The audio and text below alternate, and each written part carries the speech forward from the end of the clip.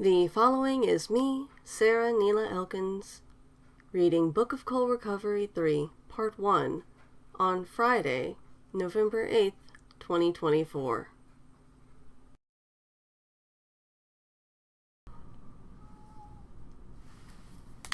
Thank you for tuning in if you have.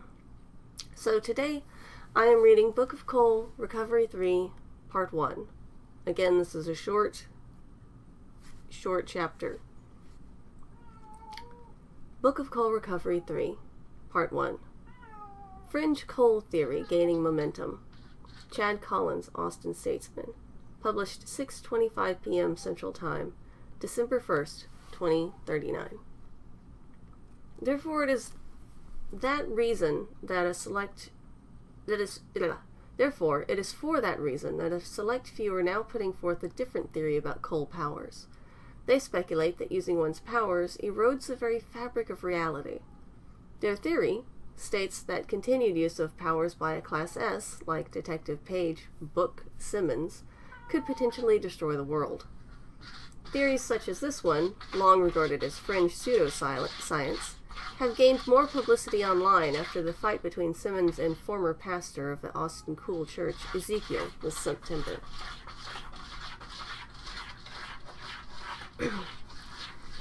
I can't believe it's already December.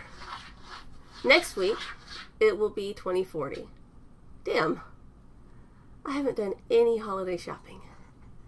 Shit. In the last few weeks, my recovery has progressed from feeling winded after doing what I've previously considered to be very simple shapeshifts to almost being normal.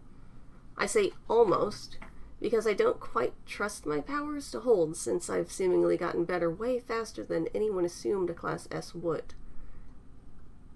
Exactly, which is why I'm assigning you a shift regime, Dr. Hailu says over the computer. She's in her office wearing a sequin-covered Santa hat and white lab coat over a blouse covered in a repeating pattern of candy canes. I don't get it. I've never gotten a shift regime before. I know they exist for a variety of reasons, but I've never actually had one. Sure, in the study I did have to hold a certain shift for a designated period of time, but that had the privacy of the Institute for Coal Research being in the middle of nowhere. I've never had to sustain a prescribed shift in public. Dr. Hailu shuffles around for her phone just before my own cell phone chimes with a new text. I unlock it and then burst into laughter. This is serious, Paige. We need to be sure your powers have come back in full. You may be comparable to a Class A rather than an S at this point. Assuming you're out of cooldown when you're not could be the difference between life and death. The easiest way to check is for you to hold a full shift for an extended period of time. 1 month minimum. Longer if possible, since some Class A's can sustain a shift for a month. It takes me a minute to catch my breath. I wipe tears from my eyes. She sent me several images from a free coal-making app. One of the CG models has giant green bat wings and claws.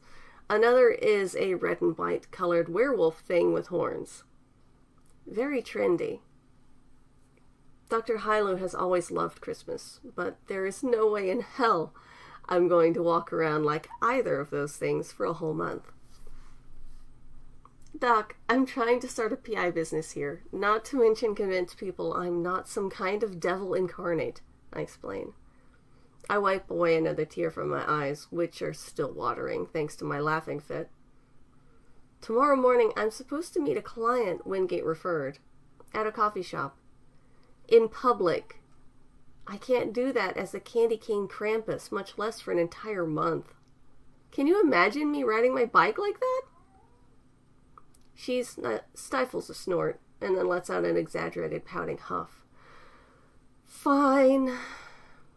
But you need to hold some sort of full shapeshift for an extended period and track whether it makes you fatigued or not. Can I do subsequent shifts as long as I don't return to basic? Yes, that would work well, actually. Then I have an idea, I reply with a smile.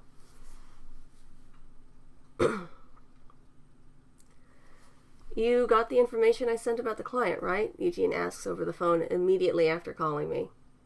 It's nearly midnight, but I can't blame him for wanting to check in before tomorrow's early morning meeting.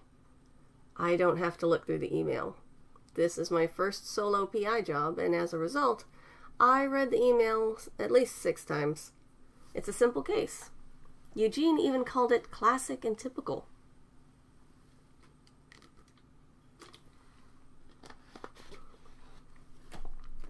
The client is Troy Smith, Class D CoL and Ember of roughly 7 months.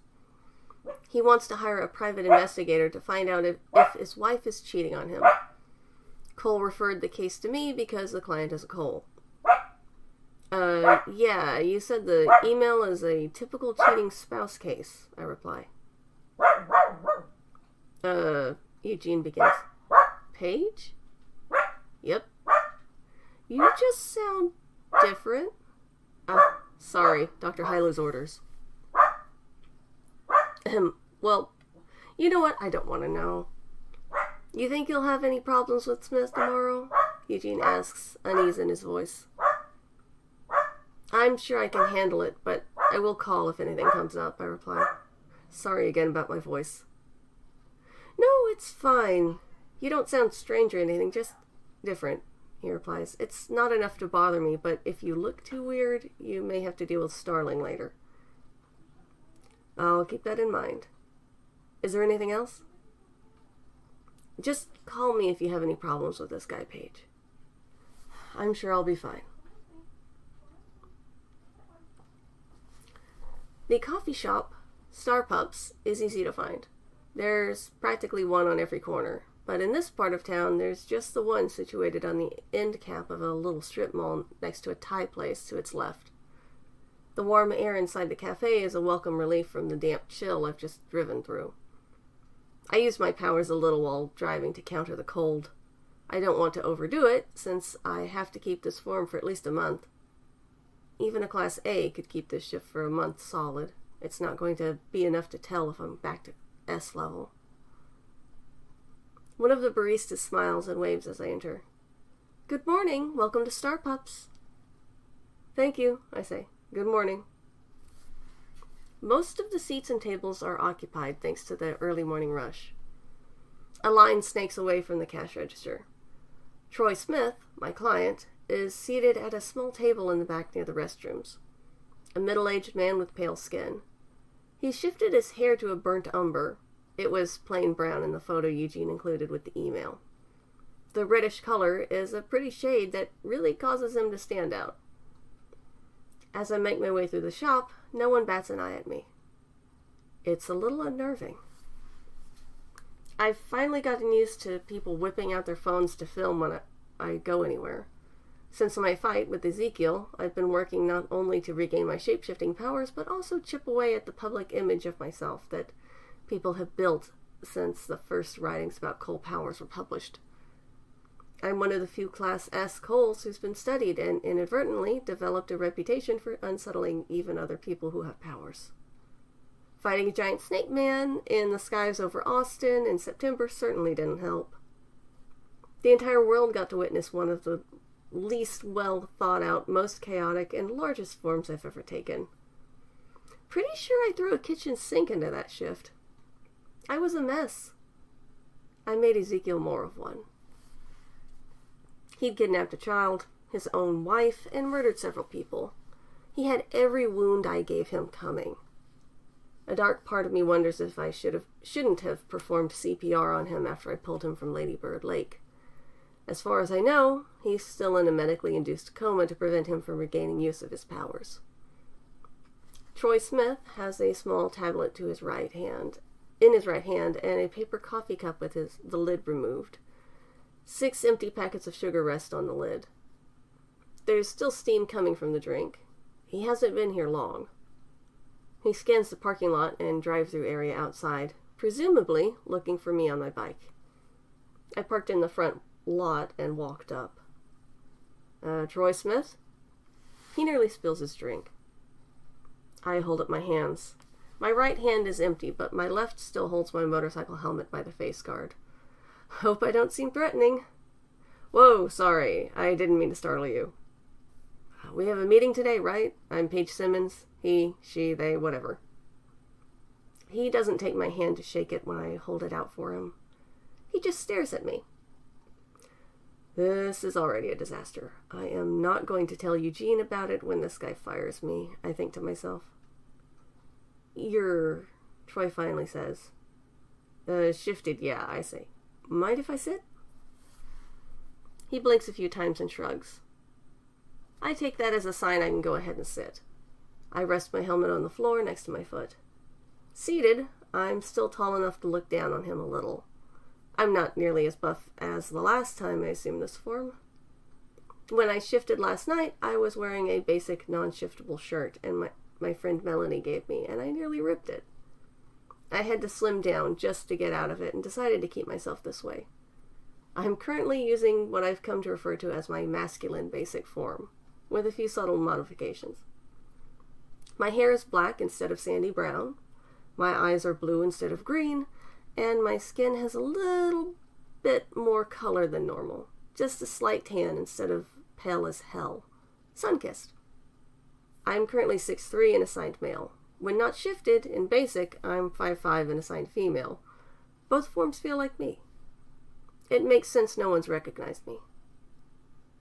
I wasn't expecting this, Troy says. Sorry. Would you believe this is because of doctor's orders? Your doctor told you to be a man? No. She wanted me to walk around like a fucking Christmas demon. I've got to keep a full shift going to make sure my powers are out of cooldown. I say instead. Is this going to be a problem? No, it won't, Troy says. He fiddles with the tablet before finally flipping it over and resting it on the table. Wingate said you've got some concerns about Andrea? Yeah, that bitch is cheating on me, Troy says sharply.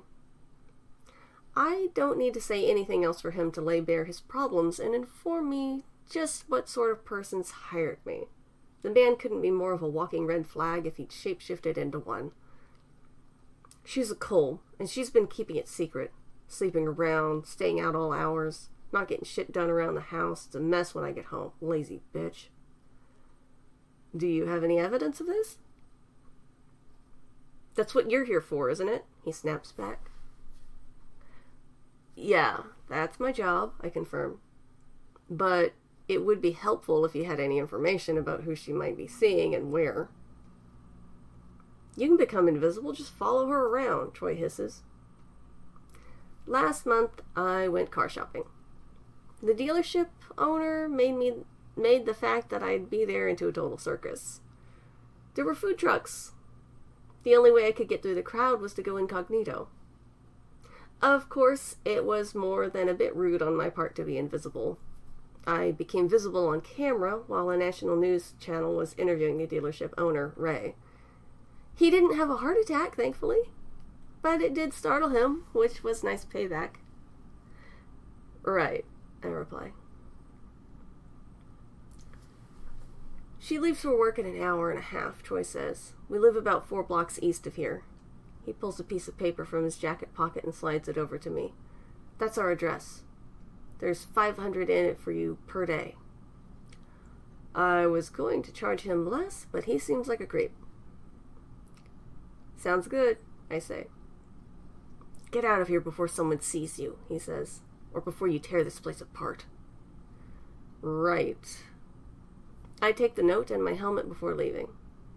I wanted to get coffee, but if I linger, Troy will get more agitated. I don't need him causing any more of a scene.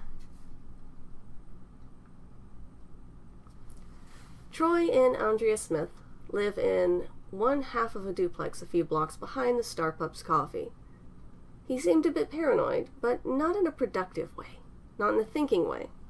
If he was paranoid and intelligent, he would have requested we meet this close. He wouldn't have requested we meet this close to home, much less hire me. He certainly would have noticed me ride through the drive-thru lane to grab coffee and breakfast. He didn't.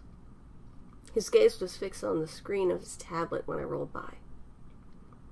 I sit on my bike about a block away from his house while I eat my croissant and drink my coffee.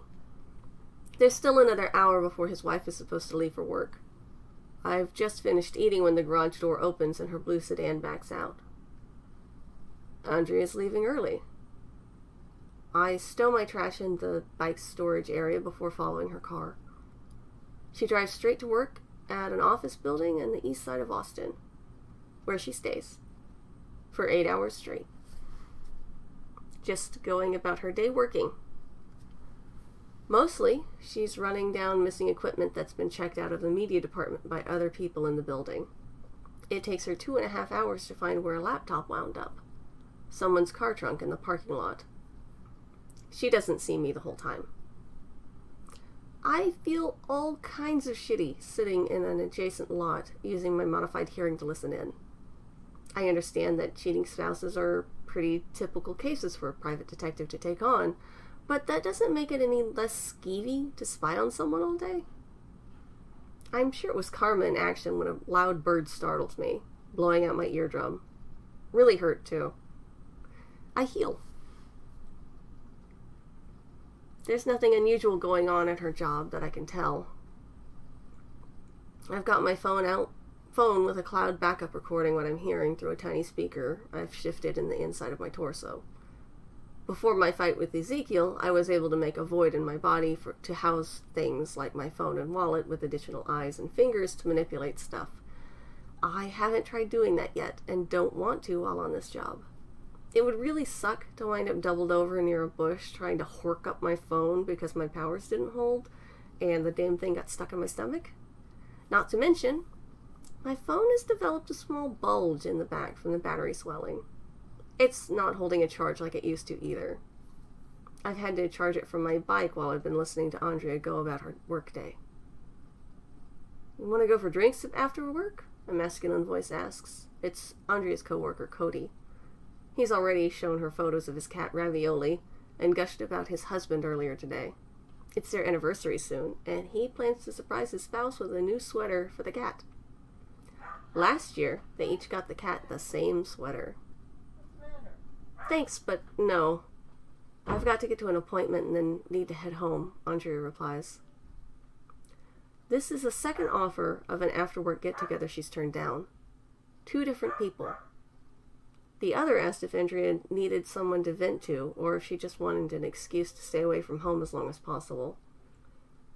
If she's cheating on her husband, it doesn't appear to be with anyone from work. Or they're doing a hell of a job keeping it secret.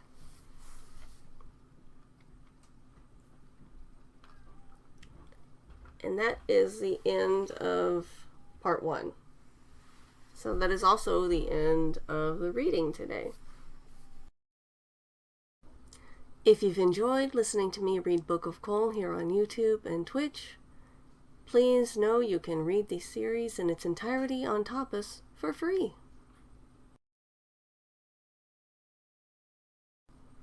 My other web novel, Slayer of Yggdrasil, which is an entry in the Tapas Action Fantasy Novel Writing Contest, has made it to round 2. And voting is now open. So please, if you get a chance, give it a look, give it a read, and give it a vote. You might help me win a job and maybe some money. Please enjoy this little video of Atratangi dancing, using Rebecca's body as a puppet. And vote for Slayer of Yggdrasil. Thank you. Bye.